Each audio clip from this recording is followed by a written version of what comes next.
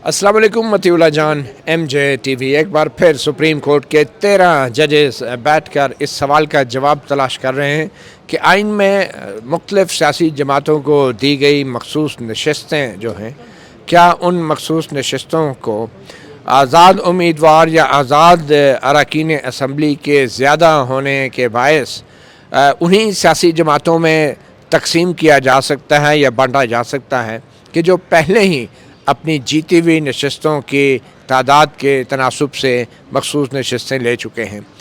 तो ये वो सवाल है जिसकी वजह से सुन्नी इत्तेहाद कौंसिल आज सुप्रीम कोर्ट में उन्होंने अपील दायर कर रखी है, क्योंकि सुन्नी इत्तेहाद कौंसिल को इलेक्शन कमीशन ने मखसूस नशस्तों से इनकार किया था। और सुन्नी इत्तेहाद कौंसिल का ये मौक़िफ़ है कि इलेक्शंस में जो सियासी जमातें हिस्सा नहीं लेती या फिर जो उम्मीदवार इलेक्शन में बग़ैर इंतखाबी निशान के हिस्सा लेते हैं, वो भी जब असम्बली में पहुंच जाएं तो वो भी मखसूस नशस्तों की हकदार ठहरती हैं, वो जमातें भी और वो जीतने वाले अरकान भी, अगर वो किसी भी सियासी जमात को ज्वाइन कर लें। अब सवाल ये पैदा हो रहा है आज की समात से जो सामने आया है कि आया जो सियासी जमातें अपने टिकट पर इलेक्शन नहीं लड़ती या फिर जो सियासी जमातें जो जिनके उम्मीदवार कामयाब हो के असम्बली में आ जाते हैं इलेक्शन के इंतखाबी निशान के बग़ैर, क्या वो अगर एक जमात के झंडे तले इकट्ठे हो जाएं तो उनको मखसूस नशस्तें दी जाएंगी या नहीं। इसके हवाले से आज चीफ़ जस्टिस काजी फायज़ की सरबराही में जो 13 जजेस ने कार्रवाई शुरू की, तो सुन्नी इत्तेहाद कौंसिल के एडवोकेट फैसल सिद्दीकी ने अपने दलाइल आज दूसरे दिन भी जारी रखे। आज की समाअत की बड़ी दिलचस्प बात यह है कि दो सोच सामने आ रही हैं। एक तो सोच ये है कि जो आज़ाद उम्मीदवार हैं, जो सुन्नी इत्तेहाद कौंसिल के में अब शामिल हुए हैं, जो PTI के लोग थे, उनको जो मखसूस नशस्तें हैं वो नहीं दी जा सकती और जो उनकी मखसूस नशस्तें हैं वो दीगर जमातों में तकसीम की जा सकती हैं। मगर दूसरी सोच ये है कि जो सियासी जमात होती है वो इंतखाबी निशान ना मिलने के बायस ख़त्म नहीं हो जाती और आइन के अंदर मखसूस नशस्तें सियासी जमातों को दी जाती हैं, ना कि जो पार्लिमानी पार्टी है यानी असम्बली के अंदर मौजूद सियासी जमातों के लिए हैं वो। तो इसलिए ये मखसूस नशस्तें जो हैं न सिर्फ ये कि सुन्नी इत्तेहाद कौंसिल को मिलनी चाहिए, बल्कि जो पाकिस्तान तहरीक-ए-इंसाफ है उसने भी बतौर एक सियासी जमात अगर इलेक्शन लड़ा है तो उनको भी ये नशस्तें मिल सकती हैं। आज इसी वाले से हम बात करेंगे। हमारे साथ मौजूद हैं सीनियर जर्नलिस्ट और कोर्ट रिपोर्टर हसनात मलिक। हसनात मलिक, आज तो बड़ी ही एक दिलचस्प कार्रवाई रही, समाअत रही और हमने देखा कि चीफ़ जस्टिस काजी फायज़ी साहब बार बार 13 जनवरी का बल्ले के निशान से मुतल्लिक उनके फ़ैसले का ज़िक्र हो रहा था और वो बार बार अपने उस फ़ैसले को बाकायदा दिफा कर रहे थे और वजाहतें दे रहे थे और बज़ाहिर तो अब वो हर जगह दिफा कर चुके हैं। बरतानवी हाई कमिश्नर को ख़त में भी वो वजाहतें दे रहे हैं और आज फुल कोर्ट में बैठे भी वजाहतें दे रहे हैं। तो ये 13 जनवरी के अपने फ़ैसले के बारे में क्या चीफ़ जस्टिस को इतना तरद्दुद करना चाहिए कि जो जज भी उसका हवाला देता है वो फ़ौरन बीच में कूद पड़ते हैं और उसका दिफा करना शुरू हो जाते हैं कि नहीं, बल्ले का निशान इसलिए नहीं दे सकते थे, उसलिए नहीं दे सकते थे। तो कितनी एम्बैरेसिंग सिचुएशन है एक जज के लिए कि अपने किसी और फैसले का वो एक फुल कोर्ट में बैठा दिफा कर रहे हैं। देखें, अभी तो वो सिर्फ ज़बानी कलामी और ख़तों में दिफा कर रहे हैं। जस्टिस मुनीर ने तो बताया जा रहा है कि किताब लिखी थी वो अपनी जजमेंट पे, तो ये भी क्या पता फिर भी कोई फ़र्क नहीं पड़ा। तो रिटायरमेंट के बाद देखें वही बात आ रही है। और जस्टिस जमाल मंदोखेल जो मैं देख रहा हूँ कि 2 दिन से उन्हें अंदाज़ा है हालात का और वो जस्टिस काजी फैज़ा को निकालना चाह रहे हैं सिचुएशन से और वो कह रहे हैं कि ताकि इम्प्लिकेशंस कम हो 13 जनवरी की, ये रिज़र्व सीट PTI को मिल जाएं। ये मिलनी, यानी वो कहते हैं मिलनी चाहिए थी PTI को, ज़्यादा मे बी PTI को मिल, तो फिर यह है कि कम से कम लोग कहेंगे चलें बल्ले का निशान नहीं है, लोगों ने तराजू को दे दिया, चारपाई को वोट दे दिया, लेकिन PTI के आ गया, उनको रिजर्व सीट मिल गई, डैमेज कंट्रोल हो गया, कम से कम कुछ ना हो। ये वो कर रहे हैं। लेकिन काजी साहब जो हैं वो जैसे मुनीब अख्तर की जो हमने देखा कि बार बार वो उनका ये था कि ये एक रबर स्टैम्प इलेक्शन कमीशन ने जिस तरीके से बज़ाहिर ये लगा कि बात वो ठीक कर रहे थे कि इलेक्शन कमीशन ने एरर करते रहे, एरर जिस तरीके से फ़ैसले किए हैं और सबको पता है कि तो वो उस पे जस्टिस काजी फैसा ने कहा कि ये जनवरी 13 को अटैक किया जा रहा है, उसकी इम्प्लीकेशन भाई। देखें, जस्टिस मुनीब अख्तर ने ये बात तो ज़रूर कही थी कि जो इलेक्शन सिंबल लेने का फ़ैसला था 13 जनवरी का, ये उसका एक मंतकी नतीजा था कि उनको जो है फिर बतौर पार्टी इलेक्शन कमीशन ने तस्लीम नहीं किया, जबकि ये नतीजा जो अखज़ किया गया ये गलत था और ये इलेक्शन कमीशन की गलती थी कि उन्होंने इस फैसले को ऐसे समझा। और चीफ जस्टिस फाजिल ने भी कहा कि इलेक्शन कमीशन से भी तो गलती हो सकती है ना हमारे फैसले को समझने में, ये तो माना उन्होंने। और उन्होंने कहा कि जो कैंडिडेट थे पीटीआई के, उन्होंने बल्ले का निशान अप्लाई क्यों नहीं किया। अब उस पे जैसे आयशा मलिक की ओपिनियन थी कि नहीं वो नहीं कर सकते थे। अच्छा, उसका जवाब एडवोकेट फैसल सिद्दीकी ने बड़ा ज़बरदस्त दिया। उन्होंने कहा जी अगर वो अप्लाई करते तो आपके फैसले की खिलाफ वर्जी हो जाती। हाँ, लेकिन उन्होंने कहा जी मैं खुद आथर हूँ, कहाँ थी। लेकिन उसका जवाब हसन अजहर रिजवी साहब ने दिया, एक ही उन्होंने ऑब्जर्वेशन दी और उन्होंने कहा जी बल्लेबाज भी एक आया था, उसके साथ क्या बर्ताव रखा गया। तो हालात को देखा जाए ना, क्या ये जजेस, मैं वही बात कर रहा हूँ कि कनाडा यूके से तो नहीं आए, यूरोपीय यूनियन एक से तलक है इनका, ये यहाँ से हैं पाकिस्तान से। ग्राउंड रियलिटीज़ देखें पनामा में खुद चीफ जस्टिस काजी फैसल ने क्रिटिसाइज़ किया कि क्यों नवाज शरीफ के खिलाफ हुई। उस वक्त की इस्टेब्लिशमेंट नून लीग के खिलाफ थी, ये थी। तो अब ये है कि एक जमात ज़ेर अताब है, उनका इस्टेब्लिशमेंट से लड़ाई चल रही है। इस कंटेक्स्ट को आप कैसे भूल नहीं सकते। ठीक, अब ये कहते हैं कि नहीं वहाँ नहीं किया, वहाँ मेरे फैसले। अच्छा, आपके पास सलमान अकरम राजा की पिटीशन पेंडिंग थी, आप लगा देते, रिव्यू लगा देते। क्या कहा गया था उसमें यह था कि मैं इंडिपेंडेंट कैंडिडेट मुझे डिक्लेयर कर दिया गया इलेक्शन कमीशन की तरफ से, मुझे पीटीआई का कैंडिडेट डिक्लेयर किया जाए। लाहौर हाई कोर्ट से अप्लाई किया, उन्होंने कहा इलेक्शन कमीशन में जाए। इलेक्शन कमीशन ने उनकी दरख्वास्त रिजेक्ट कर दी, उन्होंने कहा नहीं आप इंडिपेंडेंट ही हैं। उसको चैलेंज किया सुप्रीम कोर्ट में, इलेक्शन से पहले केस लगाया ही नहीं। देखें, बात बड़ी वाज़ेह है कि अब आप कहें कि जी हमने ये कहाँ लिखा था, ये कहाँ लिखा था, उस वक्त इलेक्शन करा देते। इंट्रा पार्टी इलेक्शन ज़ाहिर बात है, जो काजी साहब कह रहे थे कि 3 साल से नहीं करा रहे थे, तो जो कुव्वतें एक्सटेंड करके टाइम दे रही थी पीटीआई को माजी में 2019 में 20-21 यानी मेरा ख्याल ड्यू था 2019-20 में, चाहे जनरल फैज थे ये जो भी, तो अब वही कुव्वतें उनके खिलाफ हो गई पीटीआई के। अब तो ये चीज़ बात है जो काजी साहब मेरा ख्याल है खुद ज़्यादा समझते हैं और ख़ुद ज़ेर अताब रहे हैं, तो उनको क्या मतलब चीज़ों को ये लग रहा है कि मुझे जो लग रहा है मतीउल्लाह जान साहब कि चीज़ें जो है वो इस वक्त 5 जज तो बड़े क्लियर हैं, वो तो इस चीज़ में है कि भाई ये पीटीआई को सीटें मिलनी चाहिए। अच्छा, बड़ा आम सवाल है कि यहाँ पे तो दरख्वास्त गुजार सुन्नी इत्तेहाद कौंसिल है, पीटीआई तो कहीं है ही नहीं, ना उन्होंने दरख्वास्त डाली, ना उन्होंने इलेक्शन कमीशन में फरीक थे।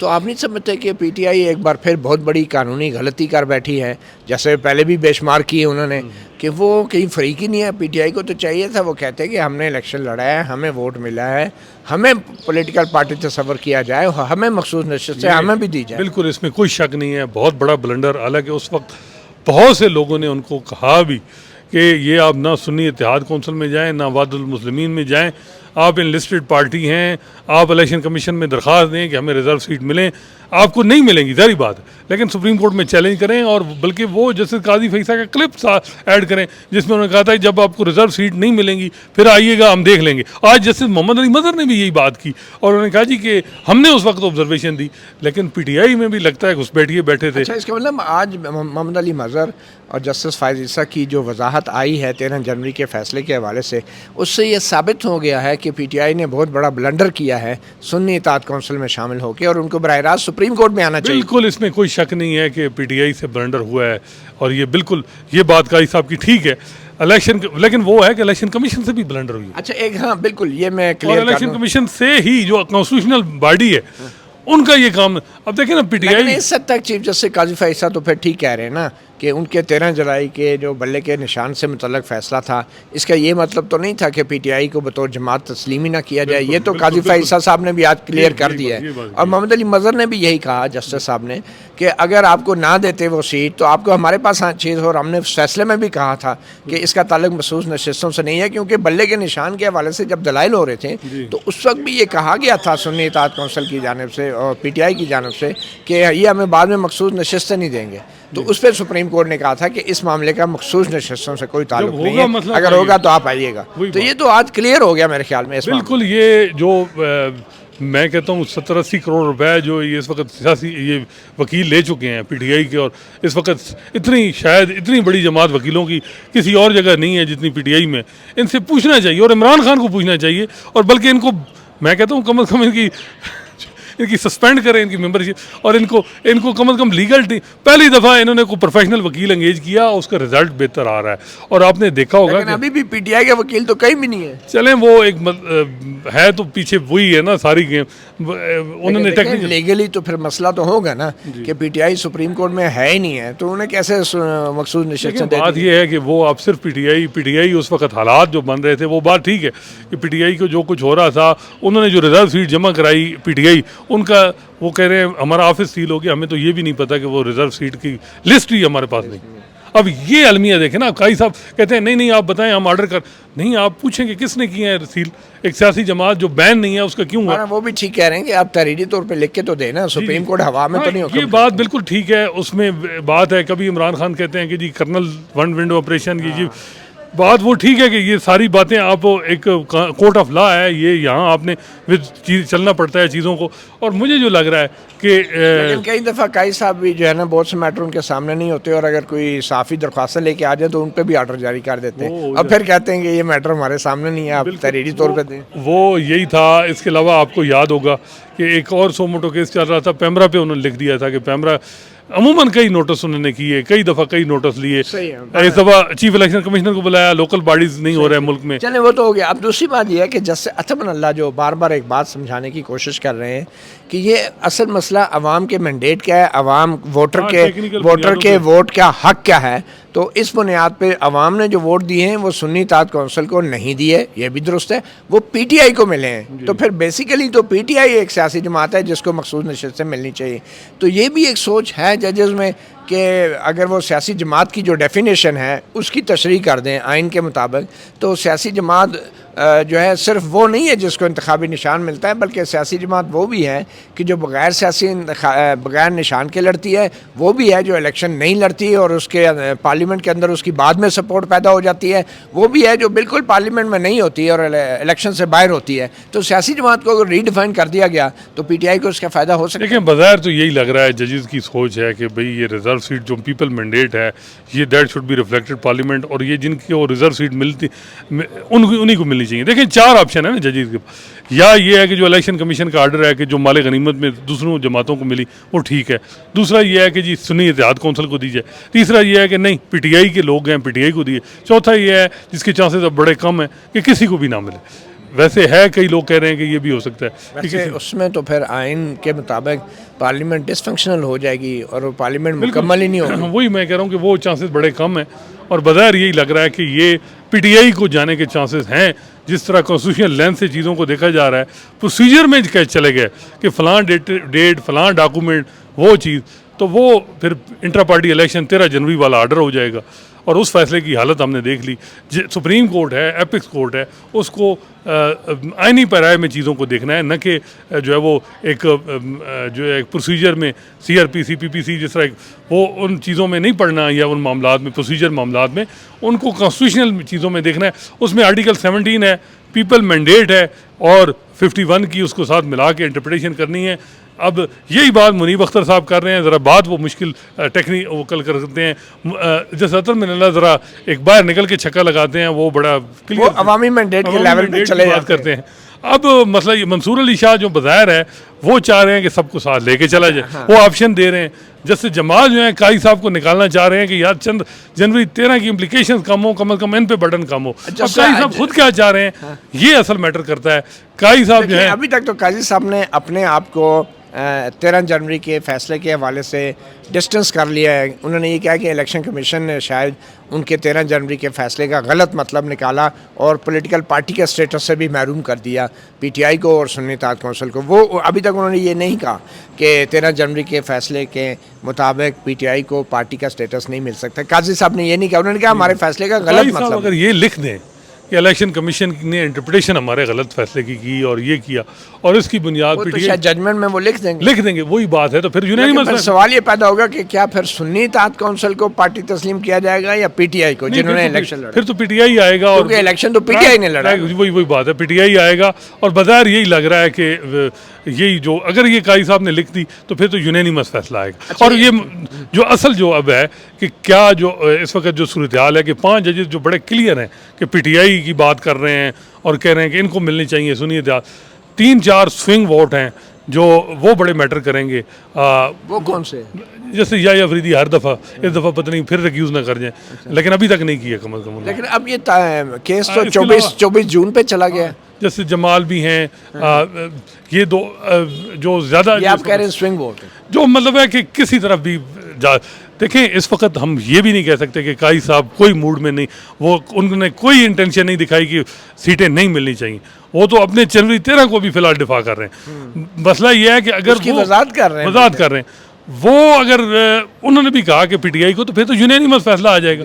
और बगैर जो मुझे लग रहा है कि यूनानिमस के चांसेस हैं, लेकिन जो हम अभी आगे बात कर रहे थे कि 2-3 हफ्ते केस अडजान हुआ है, हुकूमत के भी पास कोई पत्ते होंगे, वो भी कार्ड खेलेगी। वो ये है कि जुडिशल कमीशन का इजलास 7 जून को हो रहा है, जुमे को, और 3 जज सुप्रीम कोर्ट में आने हैं। जैसे मुसरत इलाली भी अल्लाह करेगा रिकवर हो जाएंगी, तो फिर एक दरखास्त में भी आ सकती है कि फुल कोर्ट सारी नए सिर से 4 जज, ताकि कंधे मजबूत हों और चीफ जस्टिस साहब को ज़्यादा ताकि मार्जिन हो उनको।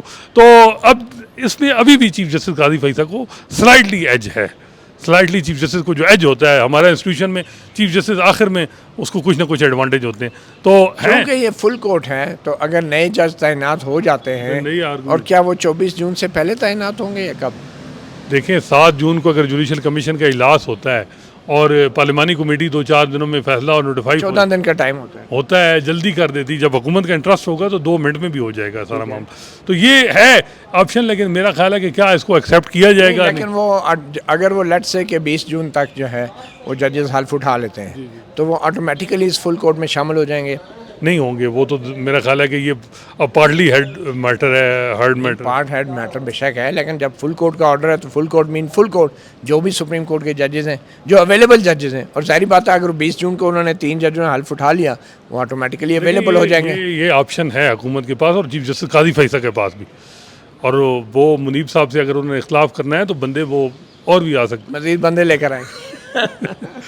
देखिए, लेकिन ये माइंड सेट से जजों को खुदारा निकलना होगा कि जी जो ये परसेप्शन बारों में होती है कि जी फलां ने एलिवेट किया, तो यार पहली दफ़ा जिस तरह हमारे प्रेस क्लब में होता है कि यार इस दफ़ा इसने मुझे मेंबरशिप दी, मैंने वोट इसको देना है।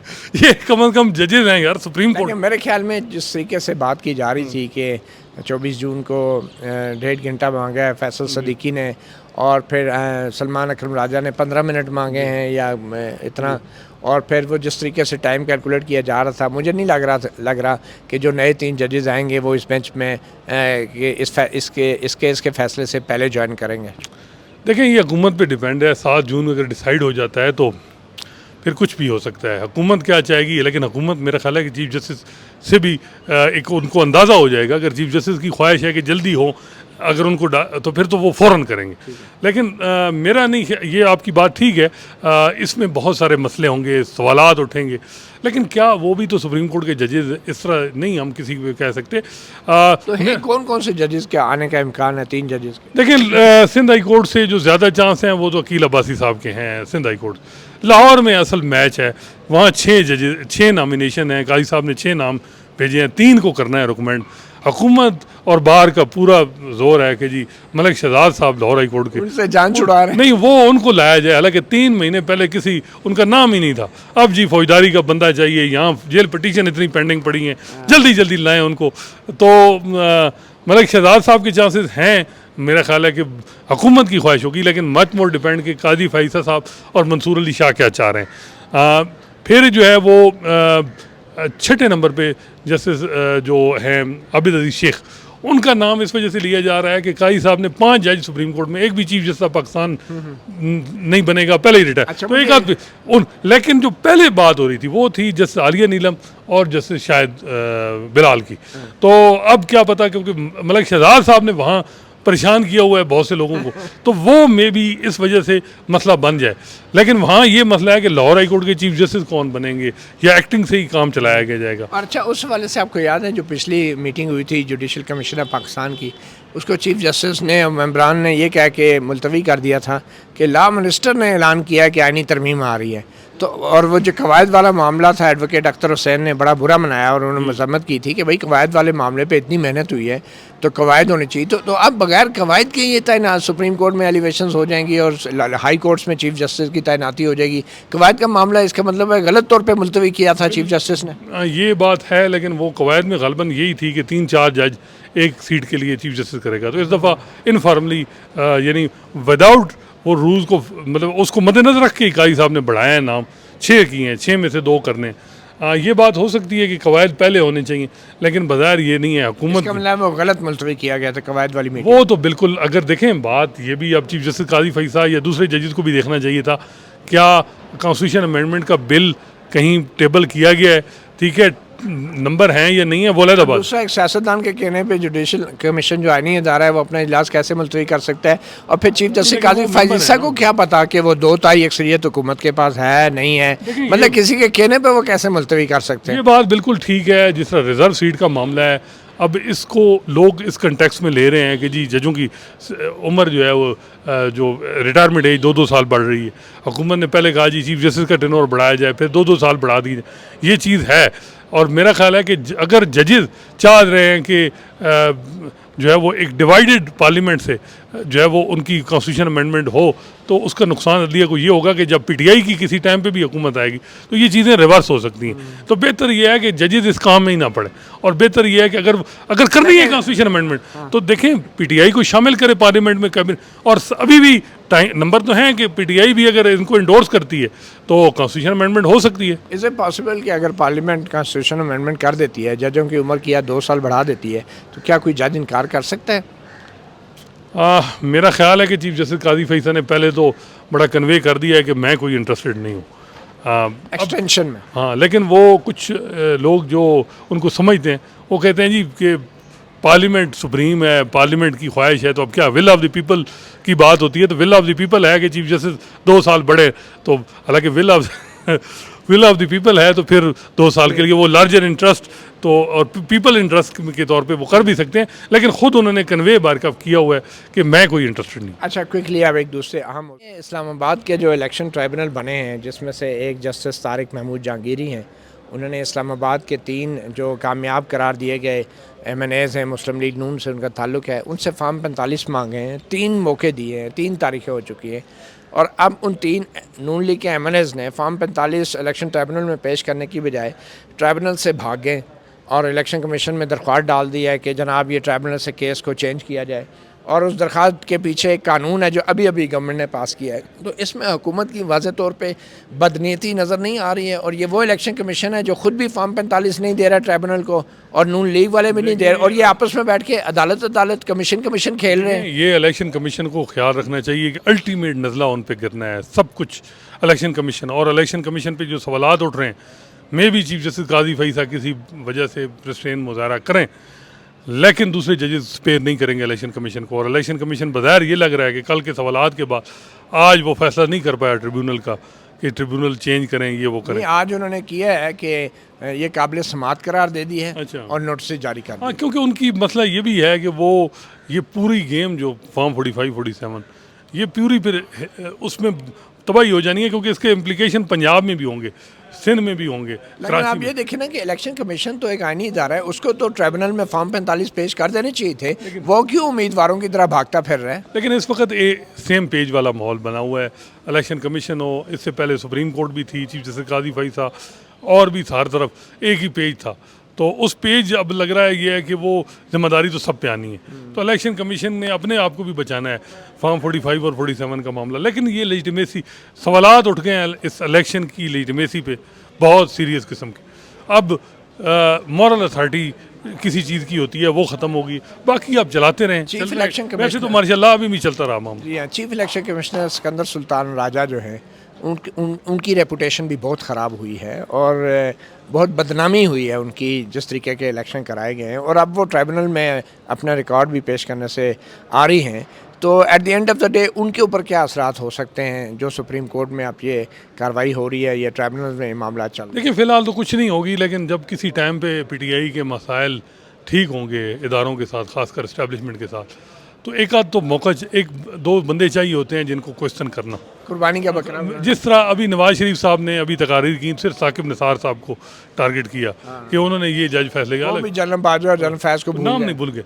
तो पीटीआई ने भी भूल जाना है, क्योंकि मामला सेटल होंगे तो अल्टीमेट मुझे लग रहा है कि चीफ इलेक्शन कमिश्नर और किसी हद तक चीफ जस्टिस काजी फैसल, इनको क्वेश्चन किया जाएगा बहुत ज़्यादा। और इसी वजह से जो जस्टिस जमाल मंदोखेल हैं उनको इस चीज़ का इदराक है, वो बार बार कह रहे हैं कि ये पीटीआई के हैं, कम अज़ कम 13 जनवरी का फैसले की इम्प्लीकेशन कम हो। लेकिन जिस तरह इस्टेब्लिशमेंट अपने पुराने बॉसेस को बचाती है, तो इस तरह जो next chief justice Mansoor Ali Shah होंगे वो अपने पुराने बॉस को नहीं अदलिया में बड़ा मुश्किल है, अभी तक बड़ा मुश्किल है। अभी तक तो किसी चीफ जस्टिस का कोई एहतसाब नहीं।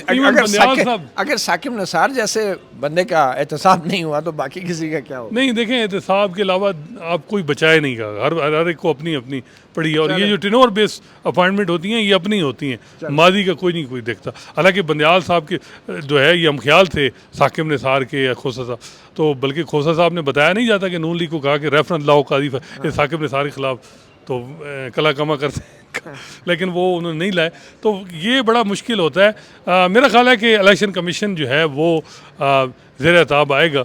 अगर ये यूनानिमस भी फैसला आया तो कुछ जजेस तो कम से कम इलेक्शन कमीशन पे और चीफ इलेक्शन कमिश्नर पे कोई स्ट्रॉन्ग ऑब्जर्वेशन आएंगी। चलें, काले बकरे की कुर्बानी तो देनी पड़ेगी, लेकिन ज़ाहिर बात है ये कुर्बानियाँ फिर एंड पे बकरे और बकरियों की होती हैं, उनके मालकान की नहीं होती। मतियुल्लाह जान, MJ TV से इतने, इजाज़त दीजिए, अल्लाह हाफिज़।